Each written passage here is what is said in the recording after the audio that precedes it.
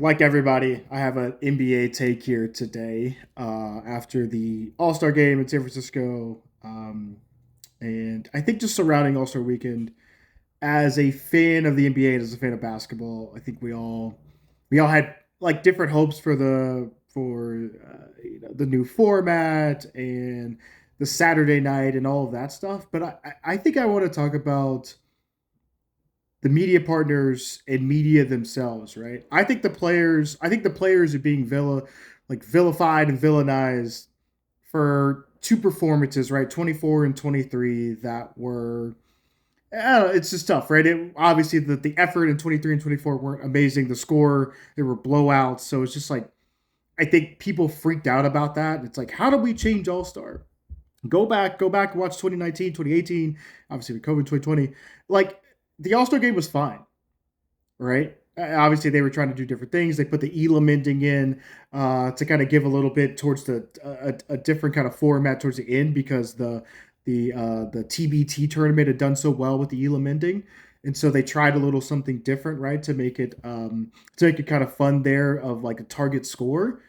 But at the end of the day, like I personally want to see guys go out and have fun, throw alley oops, throw behind the back passes, and then you hope there's just some like awareness, right? Some just some the ability to understand like what the situation is and to go hard when you need to, and to make it a compelling kind of game towards the end. That's all that I think as a fan that I'm hoping for.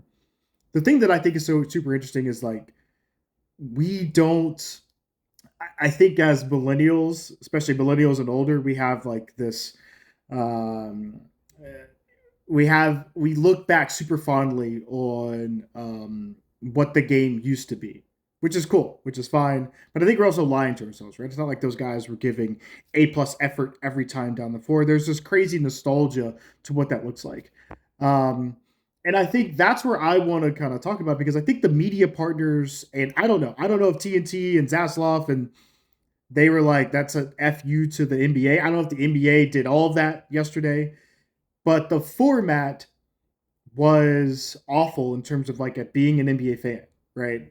It was cool to do some of the concert stuff. They should have done that on Saturday. The breaks in between, if you wanted to honor the TNT crew for everything that they've done because the All Star game is not going to be on TNT moving forward, there was a way to do that probably um, before we got into the actual gameplay. I mean, to have those guys sit for like almost an hour there before they came back and trying to play against the OGs, I mean, it made no sense, right? The Mr. Beast thing. Again, I understand, media and league partners are afraid of what the data says around how do we go reach younger people. I understand it. You go get Mr. Beast.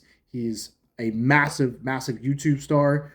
And then you try to do something that's going to be appealing from a YouTube perspective. I totally get that. I don't think you need to do that during the game, right? The game should be celebrating these players and everything that they do. And let's talk about that, right? Like, at no point yesterday did we talk about Shea, or did we talk about Jokic's season, or talk about the fact that Tyler Hero finally made his first All Star appearance, and what does that mean, and what steps has he taken within his game to kind of get there? None of that happened, and I think we need to. I think we have to alter our perception of like what All Star Weekend is today in 2025 and moving forward, right?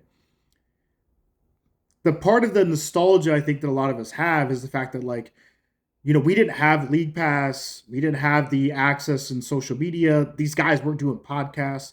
So for us, like if like I'm just gonna say some random 90s and 2000s names, right? Like Antonio McDyess or Gary Payton or Chris Mullen or Allen Houston or Spreewell. Like as a kid growing up in Atlanta, you rarely saw these guys play, right? Because there weren't that many national games. And so the All Star game was an amazing time for us to be able to like be exposed to them. On the flip side, for those guys, one, the money was so different then. So for guys coming into the All Star game, this was a huge time for them, right, to take advantage of the national exposure, for them to go out, for them to get their name out there from a branding perspective, also to like showcase their skill, right? It's a whole different thing now. Again, the access and everything that we have, again, League Pass and social media, and just like this 24/7 content world that we live in from a sports perspective is totally different.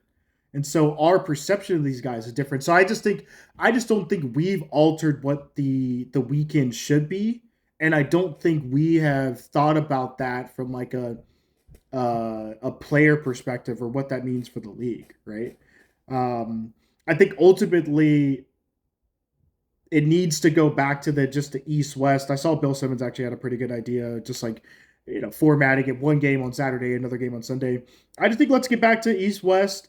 I do think the 3 point contest should be the biggest thing, and whether you want to incorporate some of the WNBA players moving forward and back and forth, right? Same thing having NBA players, the WNBA All Star game, but I think that's super fun. I think now the dunk and the dunk contest, unless the stars are going to do it, I think that to me, the 3 point contest is the coolest thing that we still do, and the competition of that.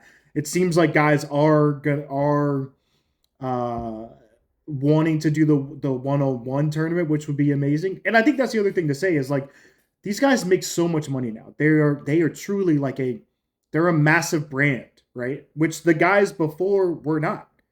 It's just how the world is today, right? The money and the access that we have to them, and so the players are in a lose lose situation, right? Anything that they do, across All Star Weekend now, and I think we need to acknowledge that. We need to acknowledge like them coming out here doing a lot of things for us. Not only are they doing stuff behind the scenes like the brand and the sponsorship stuff, and then obviously some of the parties, but them coming out and playing like if something happens, right, they get crossed, they get dunked on by one of their peers, it's blasted across social media, right? If they go out, like if John Morant goes out and loses the dunk contest, now that's all we kind of talk about, right? It's just we're in a different era with this stuff, and we need to kind of discuss that and talk about that and why some of these guys don't want to do some of these things.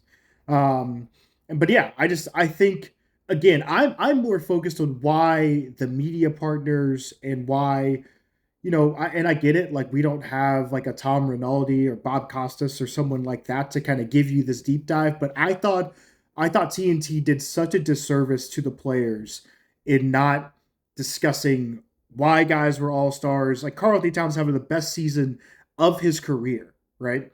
What does that mean? Why has that happened in New York? How has he been able to acclimate and fit in with Jalen Brunson? Like none of that was talked about. And I think that's where we need to be discussing today is like, I think at some point, like you gotta like take some of this burden off the players. Like at some point, man, like they can only do so much. And we've got to look at the league and the TV partners and be like, they need to do better. The people in the media, instead of complaining, like I saw with KD's tweet today, like instead of it's cool almost to complain. And I don't get that. Like, do you like basketball or do you not like basketball? And so at some point we need to put the onus on the league, on the media partners, on the content producers, right? To say like cover the game and cover the players in a positive manner so that we could talk about basketball in the best way, right? Like I love, to be honest, I'm a huge Draymond fan. I thought what Draymond did was bullshit the other day, or yesterday, I should say, right? Like he sat up there and he bashed the format, bashed the rookies being a part of Sunday. And it's like, yeah, the NBA is trying to find ways of making the gameplay fun and exciting and a new format because of what's happened here in the past. Again, I think what's happened over in the past is overblown, but instead of like having some positive spin about it, right? Draymond just kind of bashed it. I thought that was bullshit, right? Right.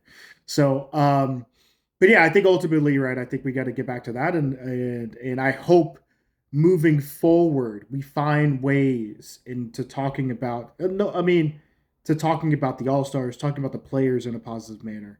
Um, and I hope we get back to a format that is a little bit more fun. And again, I think the NBA and TNT did just a disservice to everybody yesterday. I mean, to have like less than 30, whatever the final tally was, less than 30 minutes of actual gameplay, and the rest was, BS content and ads and like concerts. Like who wanted to see that, right? SNL 50 and White Lotus were more exciting than that yesterday.